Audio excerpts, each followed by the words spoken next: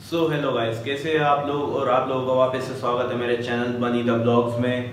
और आज मैं आपको बताऊंगा बेसिक्स ऑफ फोटोग्राफी के बारे में।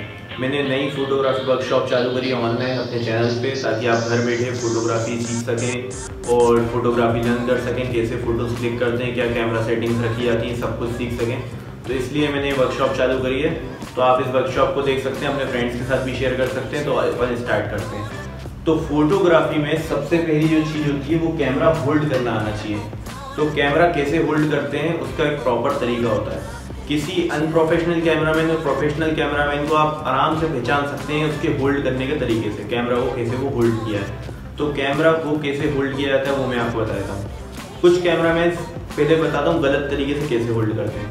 कुछ कैमरामैन क्या करते हैं, इस तरीके से कैमरा को होल्ड करते हैं। ये तरीका गलत है। इस तरीके से कभी कैमरा को होल्ड नहीं किया था। हमेशा अपना राइट हैंड ग्रिप की तरफ रखते हैं, इस तरीके से कैमरा को पकड़ते हैं। उसके बाद जो अपना लेफ्ट हैंड है उसको बेस बना के कैमरा के नीचे रखते हैं और अपनी जो ये थंब है और ये वाली फर्स्ट फिंगर, इन दोनों की मदद से हम फोकस रिंग और zoom in zoom out ring को संभालते हैं। इससे होता ये है कि बेस बनाने से एक तो हमारी कैमरा बॉडी जो है उसमें लेंस को मदद मिलती है और कैमरा बॉडी को मदद मिलती है। और सेकेंड जो चीज़ है, हमारा जो कैमरा है वो स्टेबलाइज हो जाता है।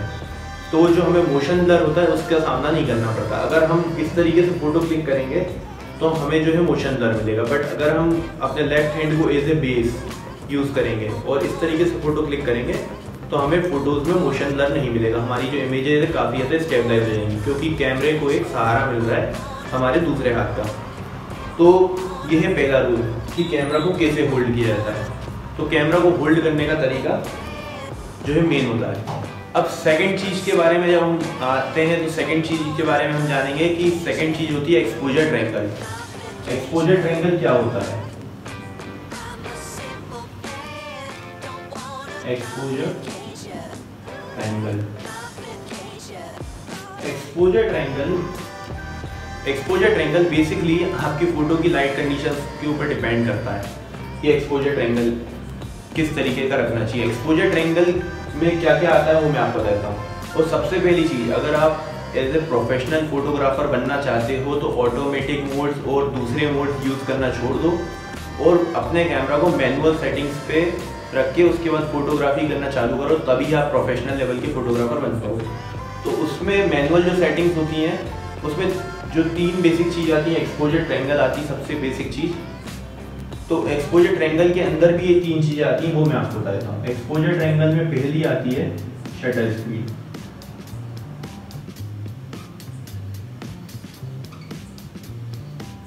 ये आपको सारे कैमराज में मिल जाएंगे, आपके मोबाइल फ़ोन के अंदर भी मिल जाएंगे। शटर स्पीड आती है सबसे पहली चीज़।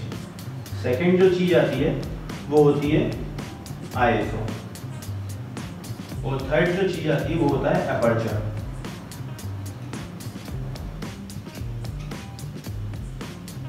ये तीनों चीज़ों को मिला के एक्सपोजर ट्रायंगल बनता है।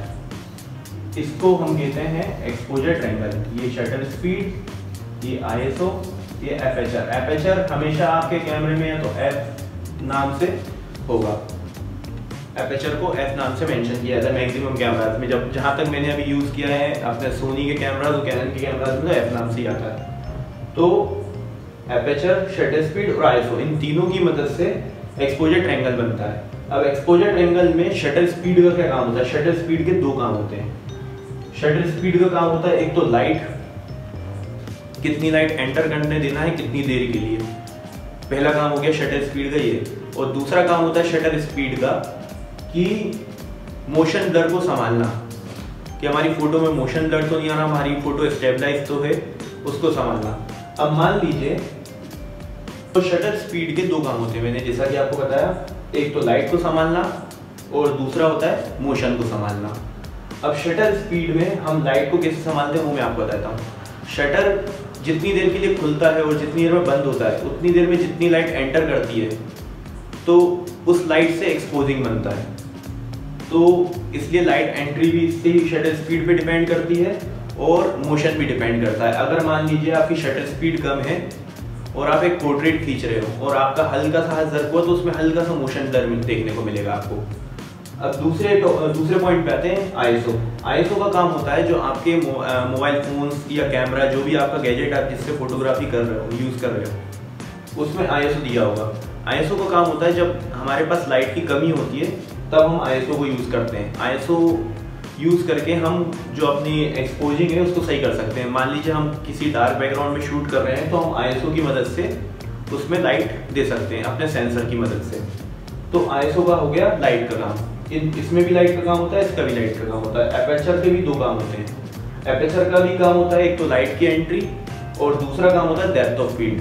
अब एपर्चर का काम लाइट की एंट्री कैसे होता है, अगर मान लीजिए जो आपका एपर्चर है वो मैक्सिमम नंबर पे है तो आपका जो एपर्चर होल होगा, आप अपने लेंस में देखिएगा ब्लेड्स के सामने एक एपर्चर होल बना मिलेगा, वो हो जाएगा बहुत ज़्यादा नैरो। और जब एपर्चर नंबर स्मॉलर होता है लाइक 1.8, 1.4, 1.2, तो जो आपका एपर्चर होल होगा ब्लेड्स में वो हो जाएगा वाइड। तो एपर्चर से भी लाइट की एंट्री होती है। जितना ज़्यादा छोटा होल होगा उतनी कम लाइट एंट्री कर पाएगी, जितना ज़्यादा बड़ा होल होगा उतनी ज़्यादा लाइट एंट्री कर पाएगी। अब एपर्चर का दूसरा काम होता है डेप्थ ऑफ फील्ड। जितना स्मॉलर नंबर ऑफ एपर्चर होगा लाइक 1.8, 1.4, तो उतना ज़्यादा आपके सब्जेक्ट पे फोकस होगा और पीछे का जो बैकग्राउंड होगा वो ब्लर हो जाएगा।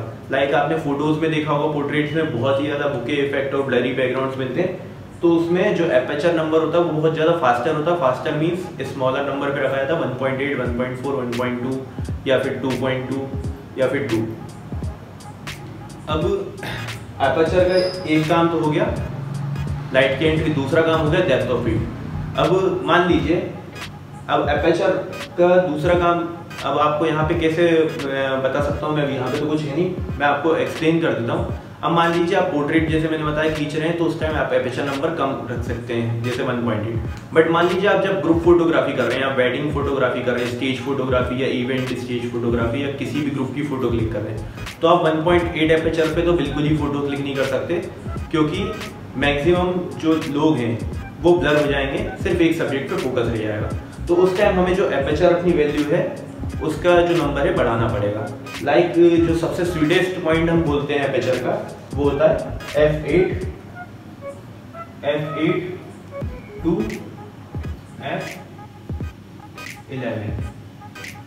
ये सबसे स्वीटेस्ट एपर्चर होता है ग्रुप फोटोज क्लिक करने के लिए। इसको हम यूज करते हैं ग्रुप फोटोज क्लिक करने के लिए, इस नंबर को। अब एपर्चर नंबर का काम मैंने आपको बता दिया, डेप्थ ऑफ फील्ड और लाइट को समझना। अब हम दो सिनेरियोज की बात करेंगे जिससे आप और इजीली समझ पाएंगे कि इन तीनों का काम क्या है। तो यहाँ हमारे पास पहला सिनेरियो है कि good light condition.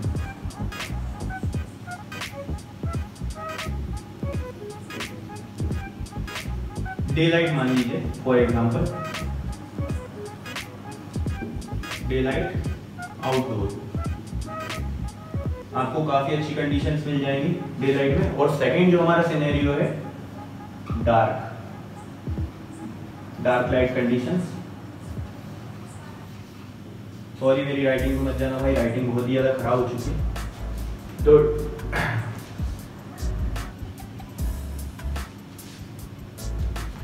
Good light condition और डार्क लाइट कंडीशन, ये मेनली नाइट का मान लीजिए आप, नाइट। अब इसमें हम बात करेंगे पोर्ट्रेट फोटोग्राफी में।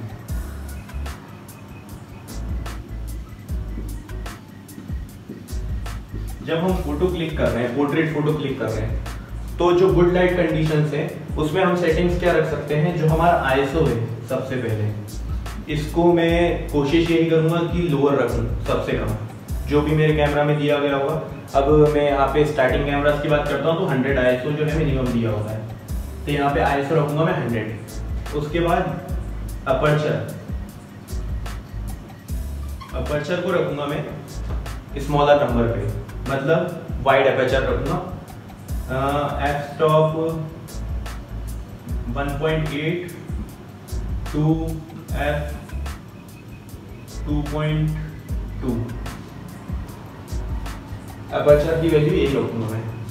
अब शटर स्पीड, अब हम लोग आप जानते हैं कि डे लाइट में शूट कर रहे हैं तो धूप बहुत तेज होती है, आईएसओ कम है, हमारा अपर्चर भी जो है पूरा वाइड है, ओपन है, तो शटर स्पीड जो मेरी होगी नॉर्मली 1:400 से लेकर 1/8000 तक। इसके बीच में मैं शटर स्पीड से कंट्रोल करूंगा अपनी फोटो। बाकी की 2 सेटिंग्स ही रखूंगा और शटर स्पीड से अपने एक्सपोजर ट्रायंगल को कंट्रोल करूंगा। अब आते हैं हम डार्क लाइट कंडीशंस पे। यहाँ पे सबसे पहली चीज़, मैं मैक्सिमम टाइम ये चाहूँगा कि जो मेरा लेंस है वो फास्टर लेंस हो। फास्टर लेंस मीन्स जिसका एपर्चर नंबर बहुत लोअर हो। तो यहाँ पे मैं एपर्चर रखूँगा f1.8।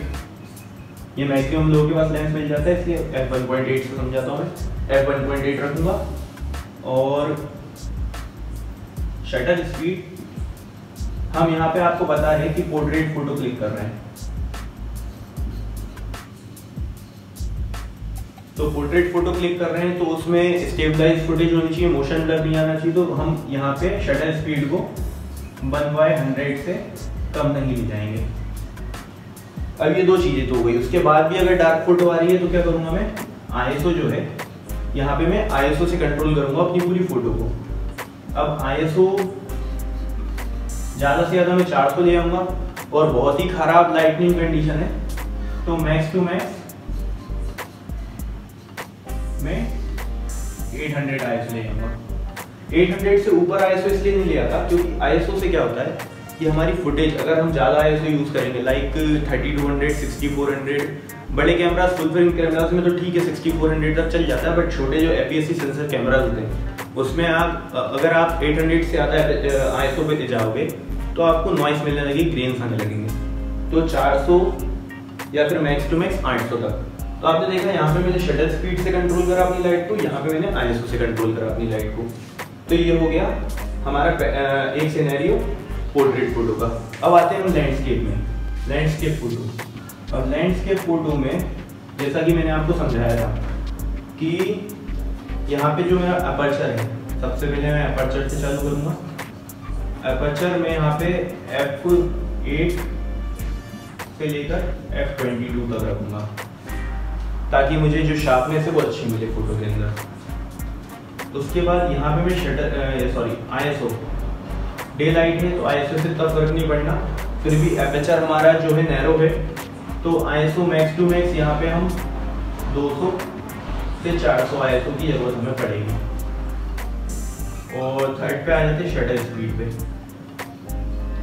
अभी ये मैं नॉर्मल लैंडस्केप की बात कर रहा हूँ, लॉन्ग एक्सपोजर लैंडस्केप की बात नहीं कर रहा हूँ। तो शटर स्पीड 1/100 से लेकर हम 1/8000 तक रख सकते हैं। लैंडस्केप में ये सेटिंग्स हम रख सकते हैं। अब डार्क लाइट में आ जाओ तो यहाँ पर एपर्चर वैल्यू जैसा कि आपको पता है ज़्यादा है। एपर्चर मेरे को यहाँ पर रखना पड़ेगा मिनिमम 8 एपर्चर रखूँगा। शटर स्पीड आपको जैसा कि पता है 1/100 से नीचे नहीं जा सकता मैं, क्योंकि उसके बाद मोशन ब्लर आ जाएगा। 1/100 और आईएसओ यहाँ पे मैक्स टू मैक्स 1600 या फिर 6400, ये मैक्सिमम आईएसओ रेंज। और मैं कोशिश यही करूंगा जो मेरी लैंडस्केप फोटोग्राफी हो वहाँ पे कुछ लाइट्स वगैरह हों या हल्की फुल्की लाइट्स आ रही हो। तो ये 2 सिनेरियो थे, दोनों अलग अलग सिनेरियो में मैंने दोनों बता दिए कि एपर्चर से आप डेप्थ ऑफ फील्ड को समझ सकते हो, शटर स्पीड से आप मोशन ब्लर और लाइट को कंट्रोल कर सकते हो, और आईएसओ से लाइट को कंट्रोल कर सकते हो। बट ज़्यादा आईएसओ अगर हाई ले जाओगे तो आपके फुटेजेस में ग्रेन आने लगेंगे। तो आज के लिए गाइस इतना ही। आप मेरे चैनल को लाइक कर दीजिए, सब्सक्राइब कर दीजिए और कमेंट कर दीजिए। कोई भी फोटोग्राफी से रिलेटेड क्वेश्चन हो तो मैं एक Q&A एपिसोड जरूर लाऊंगा जिसमें मैं आपके सारे फोटोग्राफी और सिनेमेटोग्राफी से रिलेटेड क्वेश्चंस के आंसर दूंगा। तो आई होप आपको मेरा ये वीडियो अच्छा लगा हो, और घर रह के यार मैं जुगाड़ करके जो भी वाइट बोर्ड वगैरह जो भी ला पाया उसके यूज़ से मैं आपको फोटोग्राफी सिखाने की कोशिश कर रहा हूँ। आई थिंक सो आपको मेरी जो समझाने का तरीका है वो समझ आ रहा होगा और आप फोटोग्राफी आराम से सीख पाओ। आपका जो फ्यूचर है काफ़ी अच्छा रहे फोटोग्राफी में, मैं यही विश करूँगा। और आप लोग घर पे रहें, अगर बाहर निकलते हैं तो मास्क का यूज़ जरूर करें, और भाई बेल आइकन दबाते जरूर चलेगा ना। तो आज के लिए बाय बाय।